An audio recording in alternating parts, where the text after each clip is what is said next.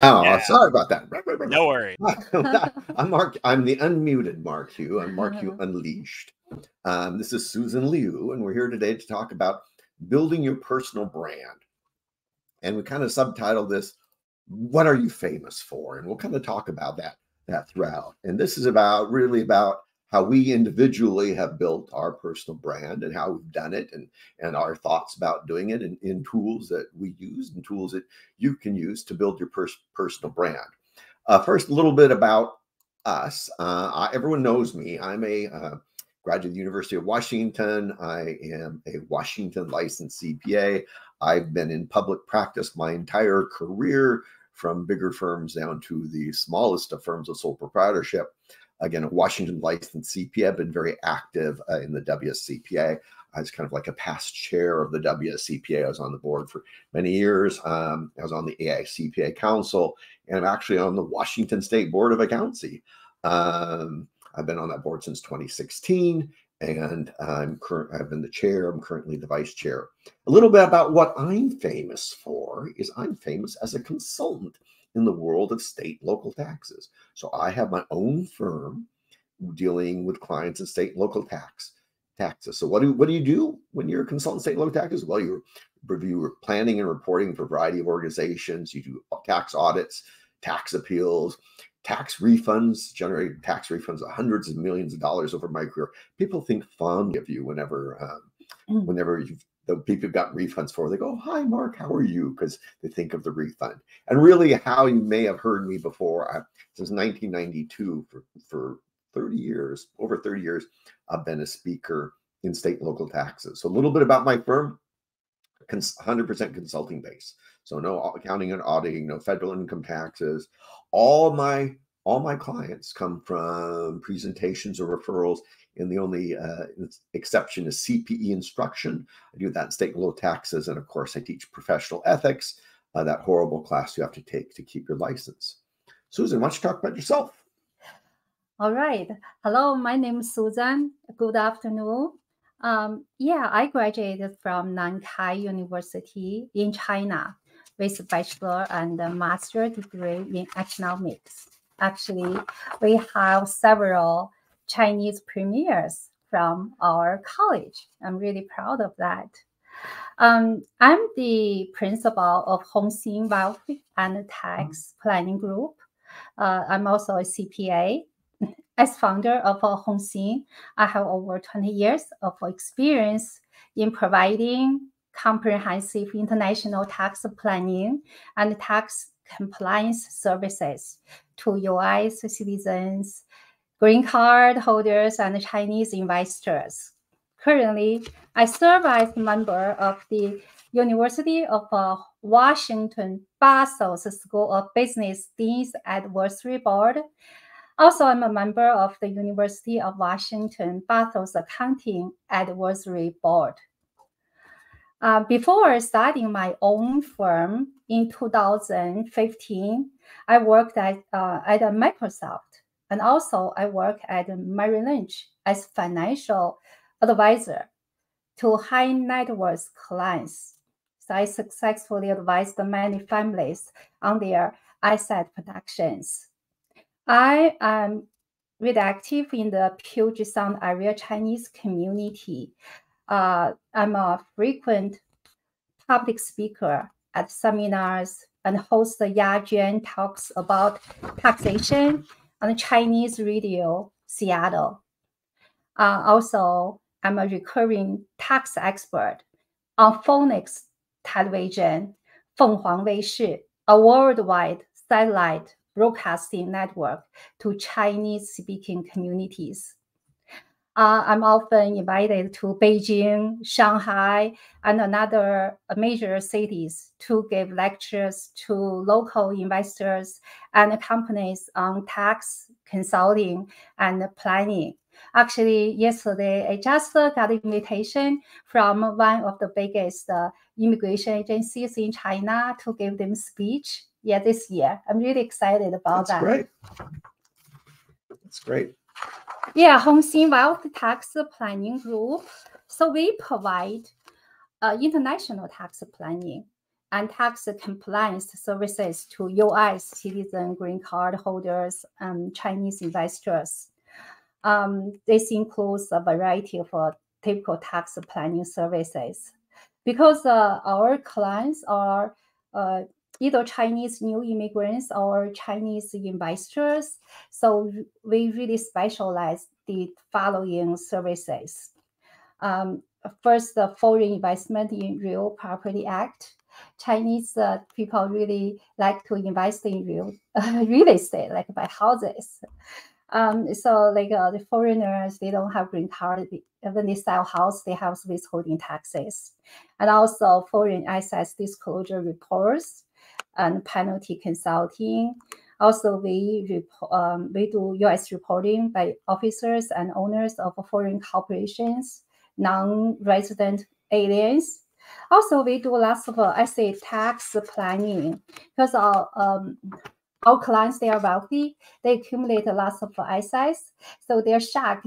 In U.S., they have to pay estate taxes. In China, they don't pay estate taxes. So I do estate tax planning to minimize the estate tax.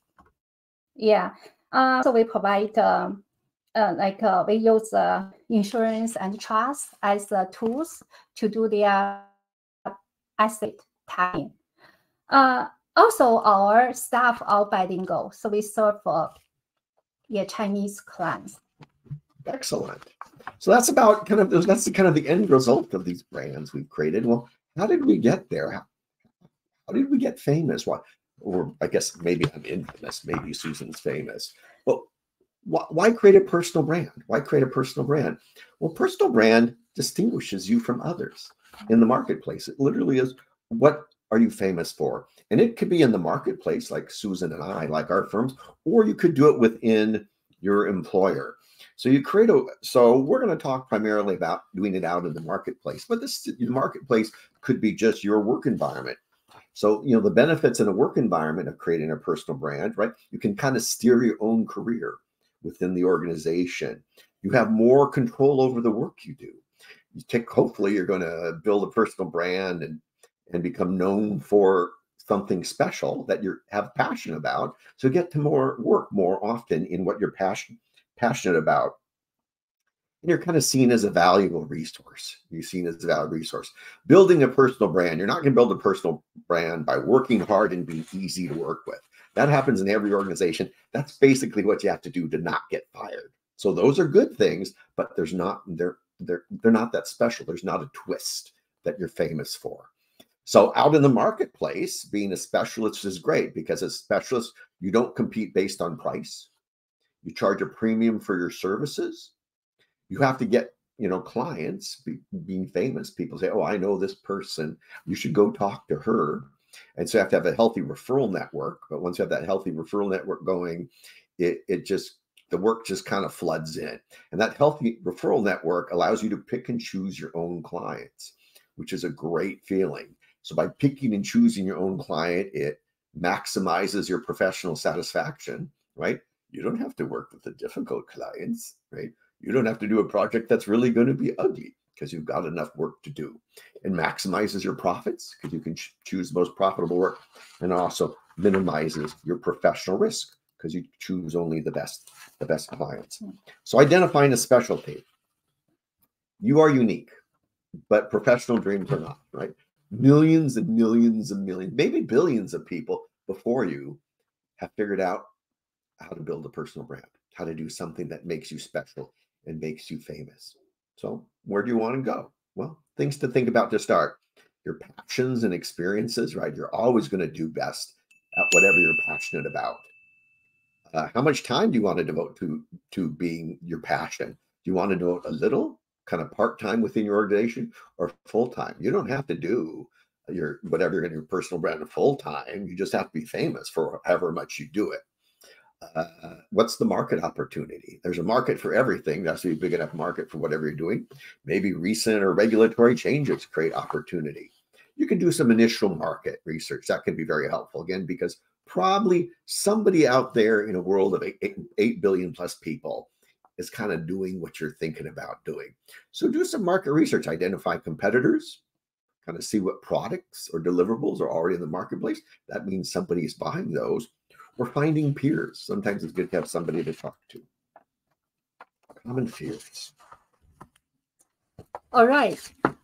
Before I started Hongxin CPA firm, I was nervous because I didn't have client. I didn't have any income. So what if I fail? Finally, I told myself, if it doesn't work out, I can find another accounting job to support myself. Yeah, that's how I started. In 2014, a group of EB5 investor immigrants came to Seattle. A friend of mine who working in a Chinese bank said, Susan, you're CPA, you speak Mandarin. There are lots of Chinese immigrants. They cannot speak English. They need a Mandarin-speaking CPA like you to help them to file tax return, to help them with tax questions. So I saw this great opportunity. That's how I started Hongxin CPA firm. So I'm glad I made that move. I feel great. It's kind of like a leap of faith in yourself. And Susan's right. I always tell people come to me, they go, oh, you're a consultant. How did you become a consultant? And they have this fear. I go, I do say that. I'm like, well, if it doesn't work out, you know what? You could go back to your old job. They'll give you more money, right? You can go get your old job. So the other fear is about, you think this narrow focus limits your opportunity. So that's a very typical fear when you're starting to do whatever you're going to be famous for. But in specialization, it's like an hourglass shaped curve. So it's really not you feel like it's a narrowing, and it is a narrowing for a while, but then you go through the hourglass and suddenly it's a broadening and deepening of knowledge. And then you can see things that nobody else can see. I always use the analogy, it probably dates me. There's an old movie, The Wizard of Oz, classic MGM movie. And when Dorothy is living her horrible life in Kansas, it's all black and white. And then she goes to a magical world and opens the door and it's all color. That's when you've gone through the bell-shaped curve. So people call me for projects or refer to me. I talked about what they're concerned about. And they go, I go, oh, no, you don't be concerned about this, or we could look into that. But then I go, hey, have you seen this? Have you thought about this? I go, well, no, I haven't ever thought about that. Well, maybe we should look at that. Yes, let's look at that. So that's that broad vision you have. Yes, it's in a narrow world, but you can see things that nobody else can see. It's really fulfilling. It's really fulfilling. So building a specialty practice, you're going to be specialized. So you're going to do it at your employer. You're going to do it out in the world. And you can do that either part-time or you can full-time. So how do you get started? How do you get started, right? So you kind of identify what you're interested about. Well, get continuing professional education, right? There are classes, probably what you're interested in your chosen specialty area. One thing about being an expert is you just need to know this much more than everybody else. Bang, you're an expert because you know this much more than everybody else. And so you've got expert. So identify that you're an expert. And you can get paid to learn when you start. You can come choose lower risk, safer opportunities in the beginning. So I started my practice within a firm, and that firm was a great firm. They're really supportive of me. They'd never seen anybody like me before. So to them, I was a little bit of an exotic animal, being 100% consultant. But they said, well, we think you can do it. But pretty soon, after a while, after a number of years, at that firm as a consultant, I'd kind of moved through all the clients, did consulting engagements through all those clients. So marketing becomes more important, right? You don't have a pipeline. You got to develop your own pipeline. One thing about having this specialized knowledge. So now you have this specialized knowledge in your brain. It's valuable. You need to protect your intellectual property. You need to protect your brain. So part of the way you protect that is you figure out ways to capture the value of your mind, which is kind of like your intellectual property. So specialization is transferring that knowledge into a tangible, marketable thing. You have to explain it you have to be able to explain it to someone. So what is the product? Like Susan's reporting. So their federal individual tax returns, a lot of times it's a real estate. So that's pretty simple, but What's complex? The foreign reporting. The foreign reporting is amazingly complex with fantastically huge penalties, right? So that's value, right? Avoiding having $1 million penalty or helping someone abate $1 million penalty like Susan does. That's really valuable. That's extremely valuable. I, as a consultant, a lot of times I'll say, let's, people tell you what they think, but that's just being spoon-fed facts. I said, well, let's do this. Let's take a sample year. I'll review the year. I'll ask for source documents. I'll take a look at source documents, and then I'll come back and tell you the good, bad, the ugly, what I saw, and then we'll have an educated discussion. So that's a very common project I do, talking to someone if not sure. Say, well, let's take a year, and I'll kind of review a year, and then we'll talk. And we'll have that educated discussion. Sometimes part of that turns into a detailed calculation. Having this unique thing you're doing, you don't have to invent the products yourself, right? These products already exist in the marketplace. Foreign reporting already exists in the marketplace. People doing state taxes have existed as long as there's been state taxes, longer than there's been state taxes, longer than there's been federal income taxes. It's just kind of those same products or how other people have defined value. Making sure I'm sticking on my slides and not stepping on Susan's toes here. So how do you capture value? One thing about CPAs are terrible at capturing value. They're just not very good at capturing value because they focus on time and billing systems and they underbill their own services. Time and billing systems are cost recovery systems. They're not value measurement systems. So you really have to kind of protect the value of intellectual property and figure out how are ways you can capture the value for yourself. Part of that is being selective about choosing whom you work with. And you can measure it tangibly or intangibly. Prospective cost savings. So sometimes I'll review somebody's tax reporting and say, hey, is there a way to do it better, faster, quicker, cheaper? Prospective resource savings, such as time, the same thing. Refund opportunities.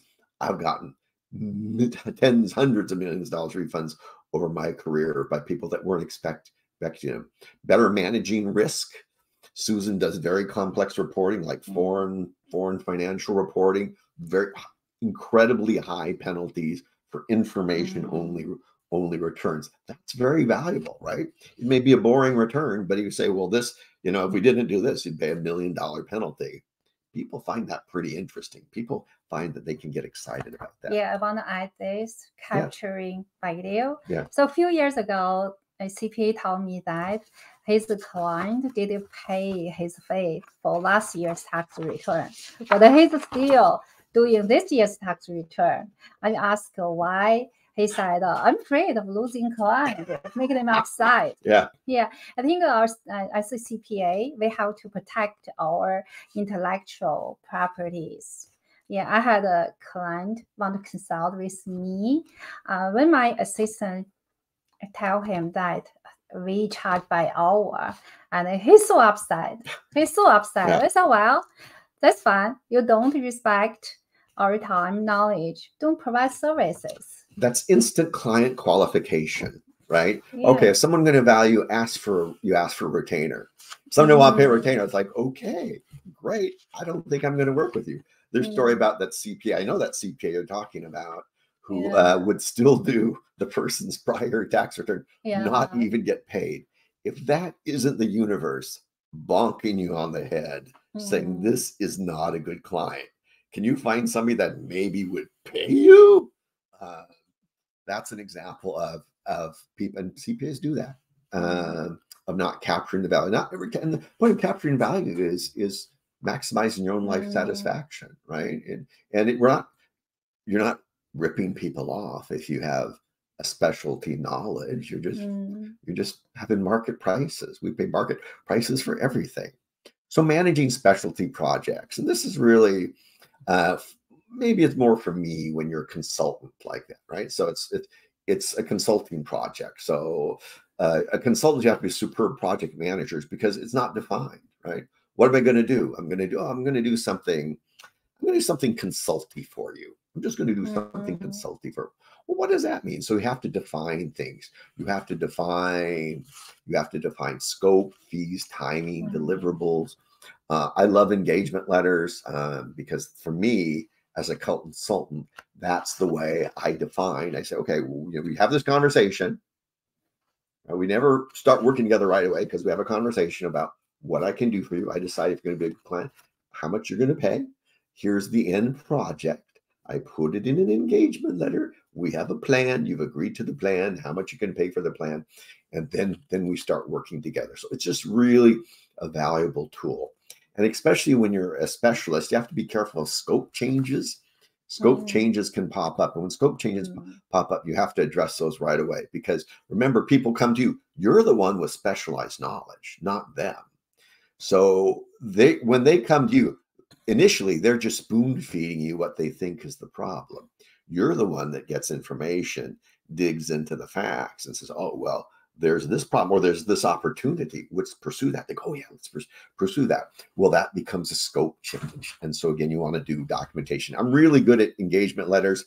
I'm trying to get better at scope changes. When you are a specialist, many times people will come to you and want to access your brain power. They want to access your brain power. And that's great. You get a lot of referrals that way. But people come to you and they want you to be their subcontractor because they want to take your brain power and resell it. So generally, it's okay when you're starting out, but when you're very kind of established, the specialized knowledge, you really don't want to act too frequently as a subcontractor to other people. So your goal with you have the specialized knowledge, you want to capture the value. You want to directly work with the client and not be a subcontractor. So I don't do that through other firms for the reasons is basically you don't capture the value of their knowledge. A firm without clients has no value, right, for potential sale. Well, how many clients do you have? Well, I really have no clients. Well, that means you have no value. So a firm with its own clients has value for potential sale. A firm without clients has no value for potential sale. It's really high risk to be a subcontractor because first off, you may be spoon-fed facts, right? You may not have a direct relationship with the client, and it's being filtered through someone who may not be competent in that area. So it's very, very, very high risk. And finally, ultimately, being a subcontractor trains competitors. Marketing. All right. Specialists cannot rely on recurring work and must have adequate internal or external referral network to maintain a project backlog. So for instance, we build a referral network. We have immigration agencies who direct refer clients to us. They're in China. So even our clients, they're in China, they just connect with us and we do online meeting. We provide tax consulting services to them. A referral network can be built by a combination of interactive interpersonal communications, such as speaking to organizations and professional group. So I often speak to doctor associations, golf club, Northeast Association. Also, I offering free education talk shows. For instance, I have Yajuan talks about taxation in Chinese radio station and LA Chinese TV station. Also, I always participate in industry groups and associations. Also, one-on-one meeting with clients, that's important. So our clients, some of them really private. They like one-on-one. For instance, have lunch with them. They will talk to you everything. They talk about you about their concern. So we respect our clients' privacy. Also, satisfied clients referring others in their industry. For instance, right now Chinese Moon Festival is coming up, so we're sending out a box of moon cake to our referral sources to show our appreciation. Just keep referral coming in. One thing about marketing, so there's a very old saying, I think it's attributable to a British executive about his advertising budget. He says, half of my advertising budget is wasted, but the problem is I don't know which half. And so when you're marketing, you have to be targeted. You have to be focused. And so one of my rules is if you're marketing, it has to include prospects. Yeah, prospects, right? So you have to have personal contact with prospects, either individually or group setting, but there has to be potential clients there. Activities that you can do, they're good activities, but I wouldn't call them marketing, is in recurring internal meetings to discuss marketing your products.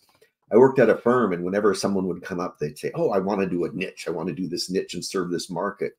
The first thing they would do is they would make this internal non-billable administrative code for their niche, so they could track all the time they were spending on building that niche. And I think that's okay. That's okay. My model was actually a role model for marketing was a partner at Clark Nuber, Rob Fleming, great guy.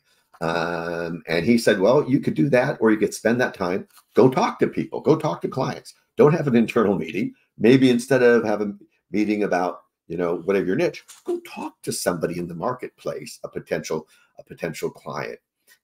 So have to be prospects. You can take leadership roles in special interest groups, but a lot of times they're comprised of your competitors.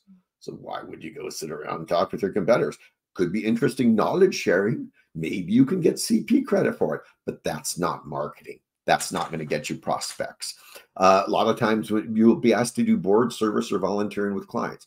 And again, very valuable, but kind of pick and choose that, right? You should want to have passion about the organization, not just doing it for marketing purposes. So all consume time and research that will distract from personal contact. We're about halfway through, and we're going to keep going. I'm just double checking. I haven't seen any questions come through, Nick. I don't see a little box for questions here. Maybe that means we had no questions in the little 6 box we're monitoring. So I'm going to assume that we have no questions, and we'll just keep going. But again, we actually just had a question come in. So okay. We had a comment from someone who said, I want to market myself in Power Query and data analysis, Power BI, which is more a comment. Yeah. But then we also have a question, which is when you were starting out, how did you start acquiring this knowledge? Did you learn from someone who is specialized in a specific area? And what would be the best way to get specialized in a specific area? Yeah, that's a great question. Well, when I started, so my specialty is a technical area, state and local taxes.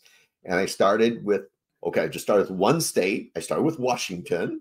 Seemed pretty good because I was based in Washington at a large Washington local firm. I went to one day of CPE. And that kind of got me, that was me knowing this much more than anybody else. And I went back to my firm and I told people, hey, I'm interested in this area. I went to some CP and now I know this much more than everybody else. So then everyone said, great, we don't want to deal with it. You deal with it.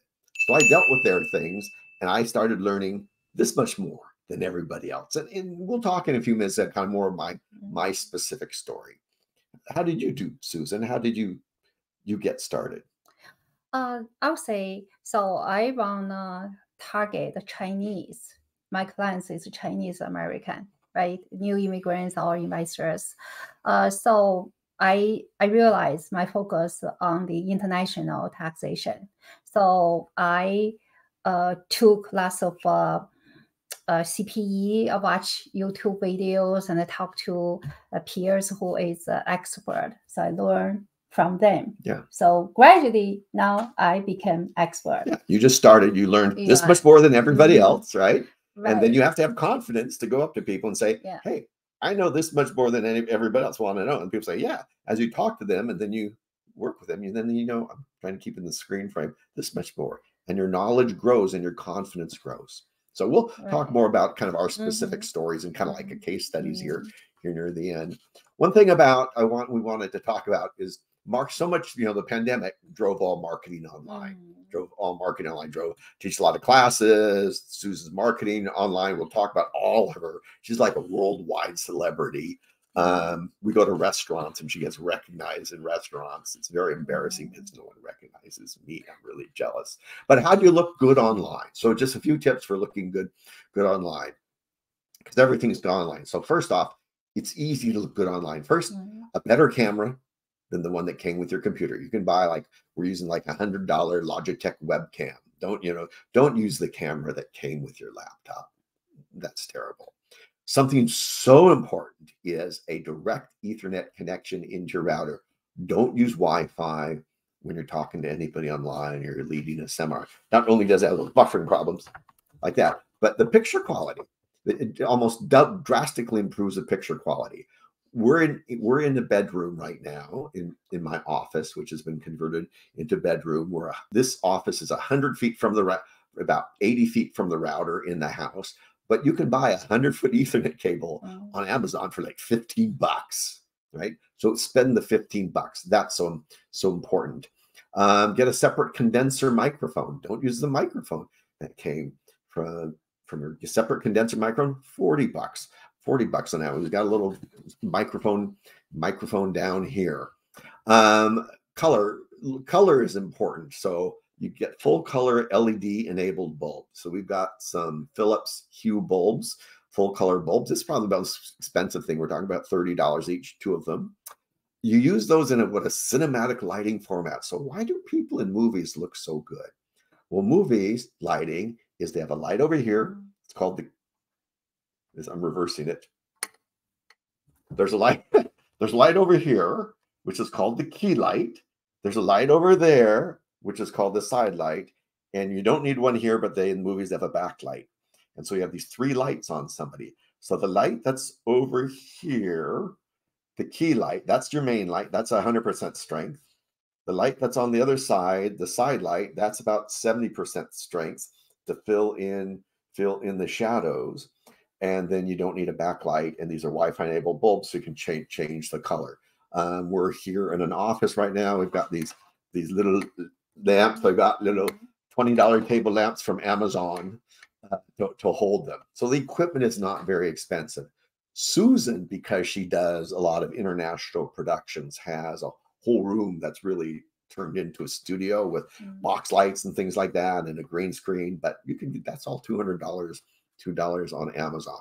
So it really makes the picture quality much better. Better screen replacement software for your background. Adobe Acrobat will not work with this screen replacement software where I usually use what's called XSplit VCam, but it does a better screen replacement than just traditional Zoom. It's like $30 for a lifetime software license. It's kind of like a little software camera within your existing camera, and if a large background and green screen. Yeah. During pandemic, we built a really good studio. Mark just mentioned. Right now, I do TV show and TV interview in our studio. The image is great. Sometimes you say, "Oh, you look a host," just like a professional TV studio. Yeah, I'm really happy about that. So right now we have like a YouTube, our own channel, and also like a TikTok China, in Chinese version, TikTok, and a WeChat channel. Yeah. So we are doing great online marketing, reach to millions of people. I just visited China a month ago. I'm even recognized in China. Think about this online multimedia marketing is really powerful.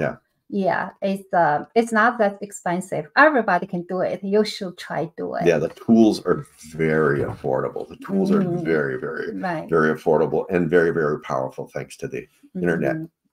So when you're a consultant, you have this special knowledge. So generosity creates opportunity. So I'll talk to anybody for like 15 minutes about state and local taxes. And some people call me almost like every day or send me emails. And they kind of get one question, right? I'll talk to anybody about state and local taxes and, talk to somebody for 10 minutes, solve their problem, comfort them, it's done. But sometimes you talk and there's more to it, and there's some way I can help them, or there's some refund opportunity. Don't know. I've gotten so many engagements that way. You don't, but I say in the slide, half are turn engagements and half are complete waste of time. Just like advertising, you don't know which half until the discussion starts. So you talk to people for 15 minutes, but you have to be careful. Remember, you have to protect the value of your knowledge. So after about 15 minutes, if they're not a client, I don't have an engagement letter from them, it needs to talk into how we're going to work together. It's not working together, right? It needs to talk to, oh, here, I say, well, here's just an idea of what we could work together. Here's what we could do. Here's what would be the scope. Here would be deliverable. Here's about the fees. What do you think? And people always go, well, that's great. And then I send them an engagement letter. So you have to be careful that you don't, people send me a meeting invitation for like an hour, and I'll always shorten them down. If they're not a client, I'll shorten them down to at most 25 minutes, sometimes 20 minutes. Because again, this is to get facts and talk about working together. This isn't to start working together. And again, for those short conversations, people are so kind. They say, oh, can I, send me a bill for your time? I say, no, I'm not going to bill you for 15 minutes. And I say, well, honestly, it would take me more time to bill you for 15 minutes than we talk. Just remember me, and I'm making a deposit into the Good Karma Bank that's come back to me 1,000 times over in my career. Yeah. When people ask me short questions, I will answer without charge them. Especially for my existing clients, I'm really generous with them because I think provide extra services, they are loyal to me. So I'm just doing that for long-term relationship. Absolutely. And I do that too. Even my existing clients, I don't bill for short questions because it's just, I think it's like lawyers will send bills with here's all the details. I think it drives clients bananas. So generosity creates opportunity, but scarcity of resources creates value. There's a dynamic here, right? In economics, there's a scarcity principle. That means the price, the good or service rises if it says low supply and high demand. So you have to kind of protect your supply. You have a limited supply of your brain power. You have limited time in your life. So that's why you're protecting the value of your knowledge. And so somebody will call me and they'll say, hey, I want to buy an hour of your time. And this just drives me bananas because I go, an hour of my time, because that's a lot of administrative thing. Right. Two, it's like on McDonald's. You just drive up and you just say, hour of the time, and I'll fries, and can you supersize that? Right? I'm not McDonald's. I don't sell my time that way. It's also, I find it a little bit, it's like, 30 years of experience, an hour, you're good, right? All my experience up 30 years. So obviously I'm a prima donna. I'm long past the prima donna at this point. Or you talk to someone for the 25 minutes. They say, hey, can you write this up? People do this. Can you write this email? I go, no, I'm not going to do that. I'll point them in a direction. But you get sued for giving free advice as well. And in those discussions, you have just been spoon-fed facts the whole time. You've been spoon-fed facts by somebody who doesn't really know what to ask about. So I know I won't write those up. I'll say, well, we could work together and I'll review these documents, right? Because you just told me only what you knew to tell me about, right? You don't know what you don't know to tell me about. So that's what you want to know. That's really the value of a consultant. And you always want to have a minimum number of fees for an engagement. Yeah, I agree with you. I think my time is limited. So we receive all kinds of referrals from United States and China. So first, right now, my assistant will screen them first. If there's a potential client fits into our business model, so I will meet. So you may think of the 80-20 rule. 80% of a company's revenue is generated by 20% is your customer. So like this year, we terminated a couple of clients that we saw lots of time and emotions. Yeah. So after termination, so we have peace of mind to serve our good clients. Absolutely. Very important not to, guard your time, right? Guard your time. And the thing of being successful, have your brand built, people are going to come to you. If someone's wasting your time, Yeah. Maybe you don't have to deal with them, right? You're not the government. You as government, you get to pick and choose who you work with. The government doesn't, but you do. So case studies. First, we'll do me, and then we'll do Susan. So somebody asked some question about this. So where did I start? So I was a new tax senior at a public accounting firm doing federal taxes. There's like 25 people in the tax department. So how do you distinguish yourself, right? How do you become famous for something? The firm had nobody knew anything about state and local taxes, including Washington state taxes. It's very common at CPA firms. So I said, hey, I'll do it. With little knowledge myself, I held myself out as the expert and the person to handle these things. And the people brought these things to me. And so I learned everything in stages. I started with state tax audits. Now, state tax audits, it's purely defensive. They're reactive. The state generates that. And the client comes to you, we're being audited. You just deal with that. Audits that unresolved turn into appeals. So you do administrative appeals, and that's a chance to learn more procedure, build relations to deepen your technical knowledge. And deeper technical knowledge creates the opportunity to go into more planning and more refunds. So marketing. So again, I started this within a firm. So internal marketing, I went to one 8-hour CPE class. That was it. And then I said, okay, well, I can take what I learned in 8 hours. I can break it down to 1 hour. So I did a 1-hour training session at the firm. And this is how I was holding myself up as the expert. And then everyone said, great, I'm going to bring my questions to him. And when they got the questions to me, I said, well, let's work through it together. And I made it my top priority, right? Because I was enthusiastic, excited about it.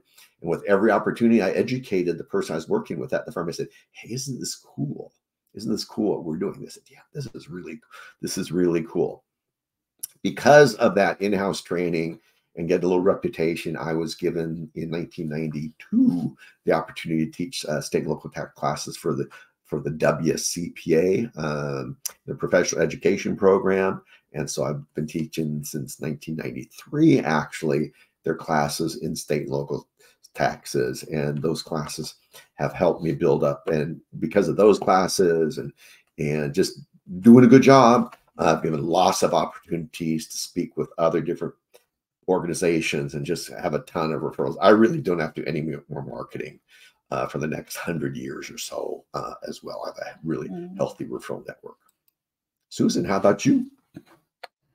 All right. So I was investment banker in China. I speak in Mandarin and Russian. I grew up at the China and the Russian border, Heilongjiang. It's really cold province. It's north. I tease Susan. She's a U.S. citizen, but I tease her. I say, how did you ever get U.S. citizenship? You're born in China and Russia. Russian is your second language? That's how I learned Russian. So I immigrated to U.S. through Canada. I lived in Vancouver, BC for 7 years prior to Seattle.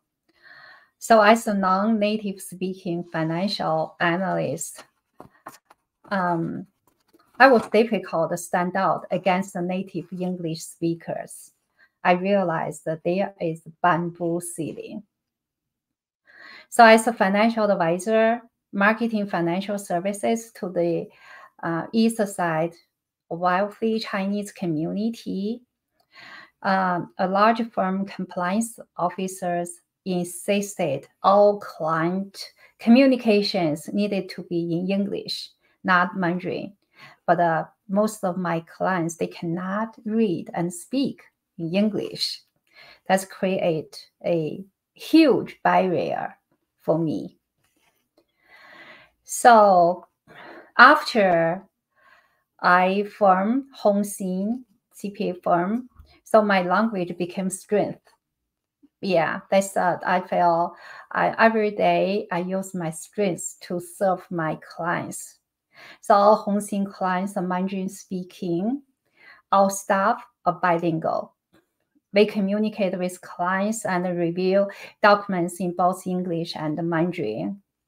Because most of the clients are recent wealthy immigrants to the U.S., they have both typical U.S. tax reporting and planning needs, as well as highly specialized international tax reporting and plan needs. Okay, case study marketing. So Hongxin began in 2004 with no clients, no gross income. It's a very stressful time. Yeah, I was really nervous. I had many nightmares. Yeah. So right now, through marketing, we became a national firm. Right now, we have 2 offices, one in Seattle, in Belleville, actually. In Belleville, one is in Los Angeles, in Irvine.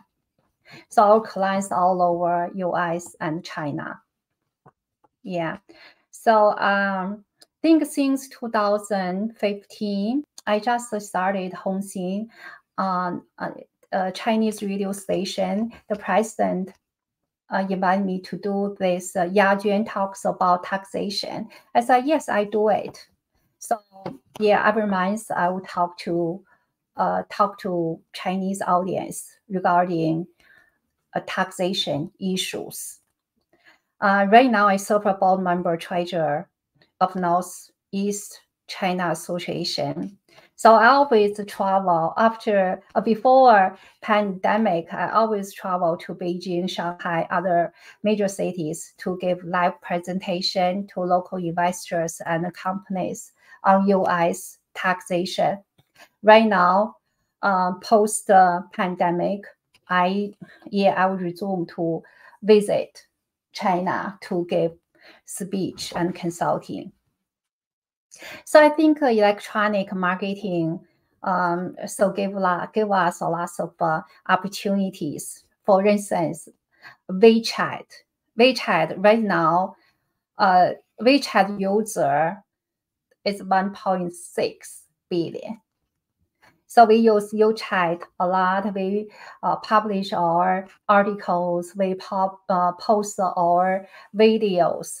So we reach out to Chinese communities globally.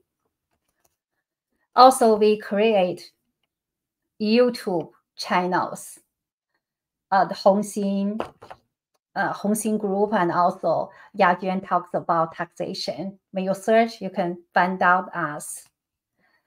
Yeah, and also I'm frequent guest expert on Phoenix Television, a worldwide satellite broadcasting network to Chinese-speaking communities. This Fenghuang Weishi Phoenix TV is really high-end. Give me great credibility. Just like Central TV is it's major TV for Chinese communities. It's worldwide. Everybody know that. Yeah. Right now we have 6 full-time employees. So I think marketing, we're still expanding our marketing activities. It's not done yet. Yep. We will keep on doing that. Yep. Continue to grow. Yeah. So in summary, in a moment, I'll ask Nick if there's more questions. So building your personal brand. So you identify what you're passionate about and give it a try. It's actually pretty low risk. If it doesn't work out, you can stop, right? If you get to the point where you take a major leap of faith, right? And you say, well, I'm going to do this 100% of the time. That's what Susan had to do when she left Merrill Lynch. That's what I had to do when I was kind of already doing it at a firm, but when I went for my own, you have to take a leap of faith. If it doesn't work out, you can pivot, you can change. It's not an irrevocable decision, but identify what you're passionate about, learn about it a little bit. Don't try to learn everything, and learn about it a little bit, then talk to people about it, identify it to people, get other people excited about it, and get other people excited about your brand, utilizing your personal brand. With that, we're at 12:50. Nick, did we get some more questions? Yeah, we did get some more questions. So I do want to note, because it is 12:50, if someone has a really pressing appointment and has to get going, I'm going ahead and putting the evaluation link down below the Q&A. And you need only click there to navigate to the evaluation if you have to get going. If you'd like to stick around, you can. And Mark and Susan, I won't take too much of your time. So if you have to go as well, let me know. But here I'm just going to go through the questions. The first one is, if one is not interested in starting their own firm, but is instead interested in marketing themselves to the existing employment market, are there marketing tools you can recommend? So it's not your own firm, but marketing to the existing employment market. Individuals? I'm not sure I understand the context of the question, right? So you have to find, there's a market for everything. And so you have to identify what you're willing to provide and who is kind of willing to see value in it, right? And you have to identify that population that would see value. For Susan, identified, wealthy Chinese immigrants. For me, identified businesses with Washington state tax issues. So I'm not really sure I'm answering the question, but I'm not really sure I fully understand it. Okay. If they follow up with a clarifying question or clarifying comment, I will read that. 2 more questions right now. This one's a little off topic, but in general, is there a taxation reciprocity agreement between China and the US where income here or there is taxed here or there, but not taxed in both places? Or is income tax owed in both places in the same year? So a little off topic. There is good news that China and US have tax treaty. Yeah, that's good. Like our client, they pay taxes on their salaries, they will get a credit in US. They will not double taxed. That makes sense. I mean, people talk about relations between US and China. We're each other's largest trading partners. Right. And we're the first and second largest economies in the world. Yeah. So there's going to be something in there. Right. Yeah. Great. All right. Last question. So this user says, I consider myself an introvert and English is my second language. Even though I have specific knowledge, I am shy to interact with people and advertise myself. What would be your advice regarding building my personal brand, or do I have to work for someone else? I don't think you have to work for someone. I think everyone can build a personal brand. Right. What would you say as a Chinese, Russian, English-speaking person to that question? I would say use your strength. I think when I work for a bigger company, my English as a second language, I don't feel I can succeed because there's a bamboo ceiling. So after I use my native language and I serve the people I know, so that's why I became successful. I think everybody have to find their strength, use their strength. Yeah. Develop their career. Yeah. I say if that second language there is a big enough population, because there's 200 countries in the world, to serve them here, and you can serve people globally, remember, because of course we have the internet. If there's a big enough population, serve them.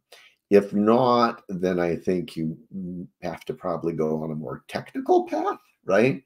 Where the technical knowledge you acquire kind of overcomes the barrier of that second language, only working with people not in that community, if that makes sense. Yeah, and actually we support Mandarin speaking CPAs. They always have opening for tax, Mandarin speaking tax position. You're welcome to reach out to us. Yeah, if it's Mandarin. But so think about Bilingual. that. Talk about for Susan's employees. Talk about their personal brand. So Susan hires employees, they all have to be personal brand. Well, sometimes if English is their second language and Chinese is their first, if they're at a good old regular public accounting firm, they're the bamboo ceiling. It is very real. But here, again, individually, by working at a firm, they get to build on their strengths. So each one of those people is kind of building their own personal brand and saying, where does this, what is perceived as a weakness in the right market becomes a strength. That's all about what building your personal brand is. Wonderful. We did get one clarification to the earlier question. So By marketing oneself to the existing employment market, I mean getting a job with an employer. I assume branding ourselves as CPAs applies to those who want their own firms, as well as those who want to stay employed as an accountant for an organization. That's great. So the great thing about being a CPA is whether you're in industry, which is what you're talking about, or the big wide world of industry, CPAs, we're a very diverse group of people. I mean, just in our skills. So the question is, okay, well, then your branding may be in your specific skills and experience within an organization. So maybe you go and you get some certificate. I'm making this up. You go, say, get a certificate training and from the AICPA, better through the WSCPA, in like IFRS, International Financial Reporting Standards, or you get a certificate in digital marketing. You do something to stand out. That's what personal brand, a twist. What's your twist, right? So you can do things to say, oh, I have this interest in this. Really quick story. My middle son, when he was in college, he volunteered at his college and worked on a nuclear reactor. He's not a nuclear engineer. And I said, wow, I said, you should put that on every resume. Every resume you have, he's a mechanical engineer. Because everyone reading your mechanical engineer resume is going to mechanical engineer, mechanical engineer, worked at a nuclear reactor, right? There's the twist, right? That's what's going to get you in the door. So you have to figure out what is that twist. Right. Wonderful. The rest are just, actually, one question. Are there marketing tools we can use to brand ourselves? It depends on the market, I guess. The internet is very knowledge, right? What we're talking about is sharing your knowledge. You share your knowledge internally within your organization. You share your knowledge with the public at large, like we do, or with a targeted audience. So I think getting a little bit of knowledge, and then you have to stand up and you have to identify yourself, right? You have to be afraid. You're not afraid of standing up. It's really low risk. It's that thing that more people are afraid of public speaking than death. That's true. But once you do a lot of public speaking, it's like you just don't care. It's the stress goes away. So you have to be willing to stand up and take that risk. And when you take that risk, people are going, wow, they're so good. And you're just a wreck. But people are, because they're more afraid of public speaking than death too. So they're impressed by you. So people are so respectful, and just holding yourself out, being a leader, taking that risk, people show a great respect for that. Wonderful. I'm going to cut it there. We do have a lot of people saying thank you. I just want to share one particular note. Thank you very much for this class. As an immigrant, it was interesting to hear from another immigrant. Good for the U.S. to allow us to work here and achieve success. So thank you, everybody. Mark, Susan, any final thoughts you'd like to leave us with before I navigate us away to the evaluation? I'd say give it a try. Yeah, just give it a try. Don't be afraid. Yeah. Yeah. Everything. If it doesn't work out, you stop. Right. You pivot. Right. Yeah. It's going to be, most people have done it and they've gone, wow, I wish I'd done it earlier. But you weren't ready to make I wasn't ready to make the leap of faith earlier. You weren't ready to make the leap of faith earlier. Once you made that leap of faith, you go, wow, life is better out here as a specialist with a personal brand. So give it a try. Yeah, don't think too much. Yeah. Don't think everything has to be perfect. It's not. Don't think like an accountant. Fabulous. That's how I love ending the CPE. Don't think like an accountant. So but wonderful. Thank you both so much for an awesome presentation. Thank you all for your attention today. Have a great rest of your day, everybody. Thanks. Thank you. Bye.